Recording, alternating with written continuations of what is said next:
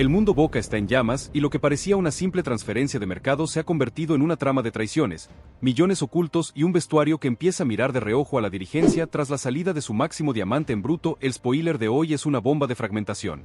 La venta de Ezequiel el Changuito Ceballos al Spartak de Moscú no fue una decisión deportiva sino una urgencia financiera que ha dejado a Claudio Úbeda con el plantel desmantelado a horas de viajar a Paraguay. En este video vamos a revelar la verdadera cifra de la operación que supera el informado oficialmente porque el Consejo de Fútbol apuró la salida del santiagueño antes de que pudiera despedirse de la gente y el escandaloso trasfondo de la renovación de Norberto Briasco que esconde un pacto secreto con su representante. Si querés conocer la verdad que los medios tradicionales no te cuentan, suscríbete ahora, activa la campana de unirte a esta comunidad y déjanos tu comentario. ¿Sentís que Riquelme priorizó los dólares por encima de la gloria deportiva en este mercado?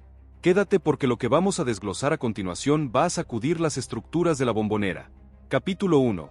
La Operación Moscú y los números que no cierran.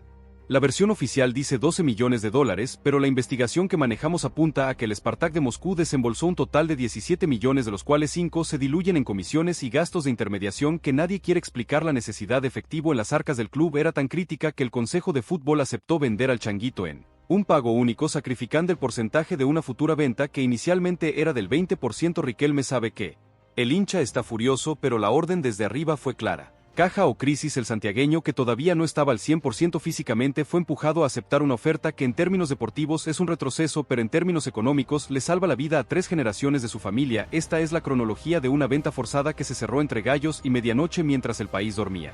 Capítulo 2. El factor médico y el miedo al jugador roto. Detrás de la sonrisa de Ceballos hay un historial clínico que aterraba a la dirigencia de Boca. Los informes internos del departamento médico sugerían que el Changuito nunca volvería a tener la explosividad que lo llevó a la selección argentina. Este temor fue el combustible principal para la venta. Riquelme y el Consejo de Fútbol tenían pánico de que una nueva lesión dejara al club con un activo de valor cero. El Spartak, por su parte, confía en una tecnología alemana de recuperación de ligamentos. Que Boca no quiso o no pudo financiar es una jugada cruel pero efectiva. Vender antes de que el cristal se rompa definitivamente para el jugador es un desafío contra su propio cuerpo en un fútbol físico y gélido como el ruso. ¿Es ético vender a un ídolo juvenil basándose solo en pronósticos médicos negativos o debieron bancarlo hasta el final? La frialdad de los números le ganó a la calidez del sentimiento. Capítulo 3. El misterioso caso Briasco y la cláusula fantasma. Lo de Norberto Briasco roza lo cinematográfico. Renovar un contrato para luego rescindirlo o prestarlo es una maniobra que ha levantado sospechas en los pasillos de la Bombonera. La realidad es que el representante de Briasco tiene vínculos directos con el grupo empresario que facilitó la llegada de los dólares rusos por Ceballos. La renovación del armenio fue el peaje necesario para destrabar la salida del Changuito. Úbeda nunca pidió que Briasco se quedara, de hecho lo tiene tachado en su lista de prioridades, pero tuvo que aceptar la imposición de la dirigencia. Ahora, con Briasco fuera de los planes y con un contrato renovado, Boca se ve obligado a ubicarlo en un equipo de segunda línea, pagando parte de su sueldo una ingeniería contable que solo beneficia a los intermediarios y deja al socio de Boca con más preguntas que respuestas. Capítulo 4. El motín silencioso de Úbeda y el equipo de Paraguay.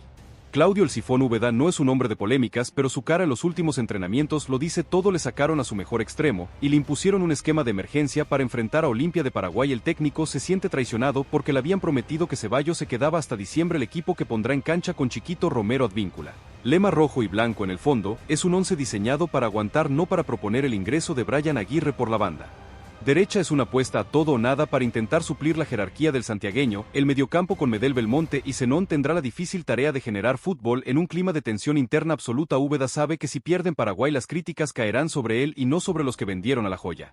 Capítulo 5. El radar de refuerzos, humo o realidad. Para calmar a las fieras, el Consejo de Fútbol empezó a filtrar nombres de jerarquía internacional, pero ¿qué tan reales son estas posibilidades? Se habla de un volante chileno de élite y de un delantero que hoy brilla en Italia, pero la realidad es que los 12 millones del Changuito ya tienen destino. Tapar los agujeros del presupuesto anual y pagar deudas de transferencias anteriores. El hincha espera un bombazo, pero lo más probable es que lleguen jugadores libres o préstamos de bajo costo. La estrategia de comunicación de Boca es clara: tirar nombres rutilantes para que se hable menos de la partida de Ceballos. Hoy el mundo Boca vive en una realidad paralela donde los dólares sobran, pero la jerarquía en el campo de juego empieza a escasear. ¿Quién se animará a ponerse la 7 que deja vacante el Changuito en este contexto de crisis? Capítulo 6. El vacío de liderazgo en el vestuario Ceneice.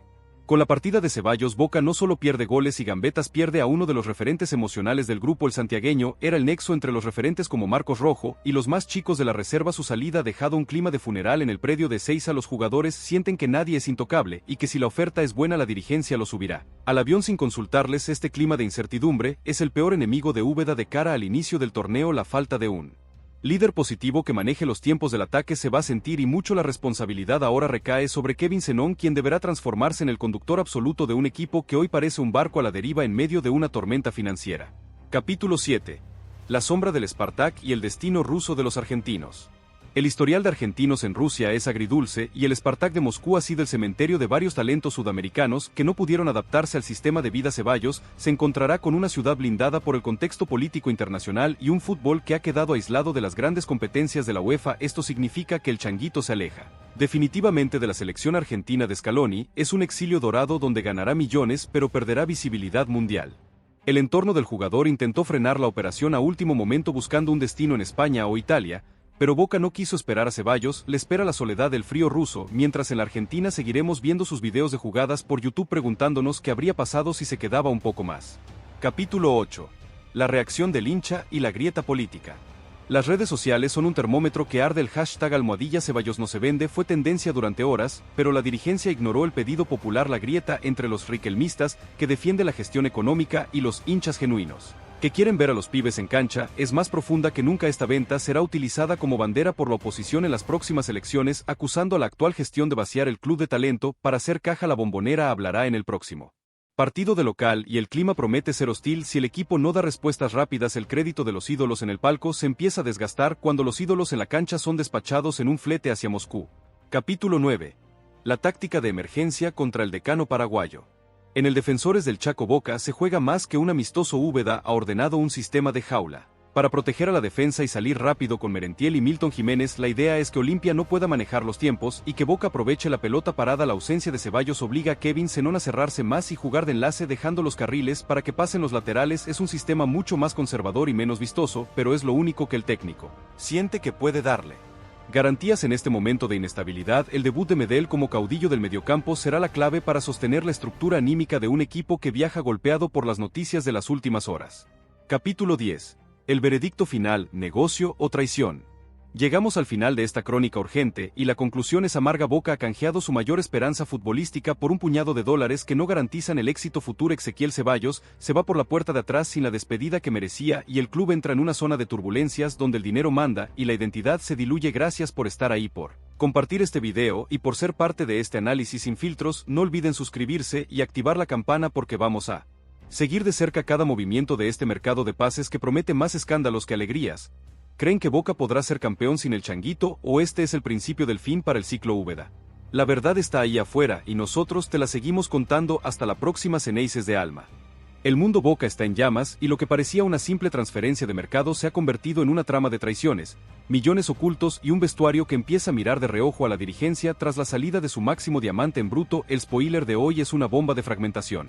La venta de Ezequiel el Changuito Ceballos al Spartak de Moscú no fue una decisión deportiva sino una urgencia financiera que ha dejado a Claudio Úbeda con el plantel desmantelado a horas de viajar a Paraguay. En este video vamos a revelar la verdadera cifra de la operación que supera el informado oficialmente porque el Consejo de Fútbol apuró la salida del santiagueño antes de que pudiera despedirse de la gente y el escandaloso trasfondo de la renovación de Norberto Briasco que esconde un pacto secreto con su representante. Si querés conocer la verdad que los medios tradicionales no te cuentan, suscríbete ahora, activa la campana de unirte a esta comunidad y déjanos tu comentario. ¿Sentís que Riquelme priorizó los dólares por encima de la gloria deportiva en este mercado? Quédate porque lo que vamos a desglosar a continuación va a sacudir las estructuras de la Bombonera. Capítulo 1. La Operación Moscú y los números que no cierran.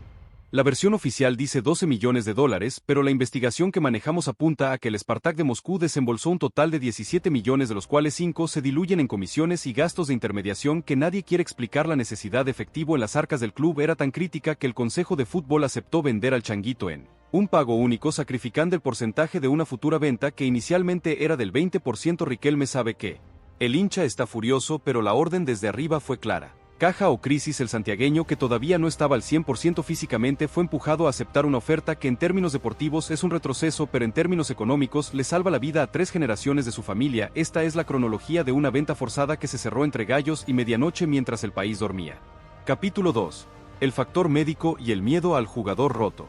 Detrás de la sonrisa de Ceballos hay un historial clínico que aterraba a la dirigencia de Boca. Los informes internos del departamento médico sugerían que el changuito nunca volvería a tener la explosividad que lo llevó a la selección argentina. Este temor fue el combustible principal para la venta. Riquelme y el Consejo de Fútbol tenían pánico de que una nueva lesión dejara al club con un activo de valor cero. El Spartak, por su parte, confía en una tecnología alemana de recuperación de ligamentos. Que Boca no quiso o no pudo financiar es una jugada cruel pero efectiva. Vender antes de que el cristal se rompa definitivamente para el jugador es un desafío contra su propio cuerpo en un fútbol físico y gélido como el ruso. ¿Es ético vender a un ídolo juvenil basándose solo en pronósticos médicos negativos o debieron bancarlo hasta el final? La frialdad de los números le ganó a la calidez del sentimiento. Capítulo 3. El misterioso caso Briasco y la cláusula fantasma. Lo de Norberto Briasco roza lo cinematográfico. Renovar un contrato para luego rescindirlo o prestarlo es una maniobra que ha levantado sospechas en los pasillos de la Bombonera. La realidad es que el representante de Briasco tiene vínculos directos con el grupo empresario que facilitó la llegada de los dólares rusos por Ceballos. La renovación del armenio fue el peaje necesario para destrabar la salida del changuito. Úbeda nunca pidió que Briasco se quedara, de hecho lo tiene tachado en su lista de prioridades, pero tuvo que aceptar la imposición de la dirigencia. Ahora, con Briasco fuera de los planes y con un contrato renovado, Boca se ve obligado a ubicarlo en un equipo de segunda línea, pagando parte de su sueldo una ingeniería contable que solo beneficia a los intermediarios y deja al socio de Boca con más preguntas que respuestas. Capítulo 4. El motín silencioso de Úbeda y el equipo de Paraguay. Claudio "El Sifón" Úbeda no es un hombre de polémicas, pero su cara en los últimos entrenamientos lo dice todo. Le sacaron a su mejor extremo y le impusieron un esquema de emergencia para enfrentar a Olimpia de Paraguay. El técnico se siente traicionado porque le habían prometido que Ceballos se quedaba hasta diciembre. El equipo que pondrá en cancha con Chiquito Romero Advíncula. Lema rojo y blanco en el fondo, es un once diseñado para aguantar, no para proponer. El ingreso de Brian Aguirre por la banda derecha es una apuesta a todo o nada para intentar suplir la jerarquía del santiagueño. El mediocampo con Medel, Belmonte y Zenón tendrá la difícil tarea de generar fútbol en un clima de tensión interna absoluta. Úbeda sabe que si pierden Paraguay las críticas caerán sobre él y no sobre los que vendieron a la joya.